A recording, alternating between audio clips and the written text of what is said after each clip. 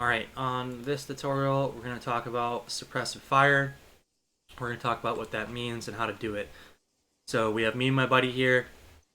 Maybe we're a machine gun team, and we're tasked to defend from this position. So first and foremost, suppressive fire does not have to kill your enemy. If you can, all the more reason. Like, you should kill them, obviously. But if they're in cover or they're in a general area, shooting at that general area is still considered suppressive fire. Using both VCOM and LAMs, that is simulated for AI to feel suppression, meaning they will actually go down or they'll stop moving forward. So that's actually kind of important. Now, another term to throw out is accurate suppressive fire.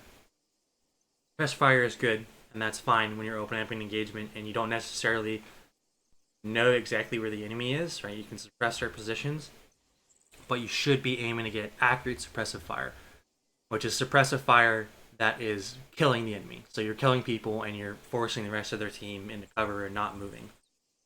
This is also called fixing in the real life, where you fix an enemy, you fix them to a location.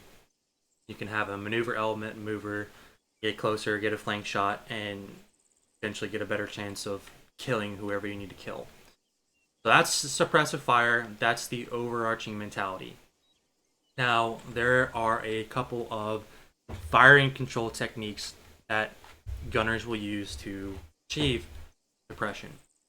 And they're set up kind of in the use of anagrams, monograms, anagrams, essentially a phrase for how long you should be firing. So the first phrase is simply just die, okay? And it's going to be a short burst. And you can either just do die one at a time or do it together. So Gears is going to say that out loud and demonstrate both a short die and then using die a couple times in a row. Go ahead and demonstrate that. Die. Die, motherfucker, die. So hold your fire. So that next command is going to be die, motherfucker. It's a little bit longer burst. Next one after that is die, motherfucker, die. I don't think we really need to go into showing what they are, but those are the control techniques for your burst. Professionals don't fire automatic unless they have a sweet opportunity. Everything else should be in burst, otherwise you're not being accurate. And your goal is to get accurate suppressive fire. So the farther out your targets are, shorter burst you want to have, so it's more accurate. You have a juicy clump, fine, ramp it up. And the last fire control technique is called going cyclic. And that is essentially holding your trigger for an extended period of time and letting it rip. Not a mag dump.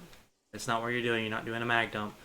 But let's say you have a clump of enemy, or you guys are really starting to get pounded and you're being suppressed. That's when you want to use cyclic. So we're going to go ahead and demonstrate how to do cyclic now. Go ahead and demonstrate that, kids.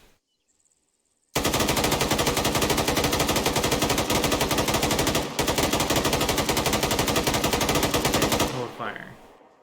So he's not doing a mag dump, but he's still having extended fire, and there are reasons to do that, as they were stated before. Those are your fire control techniques. That's what suppressor fire is supposed to be.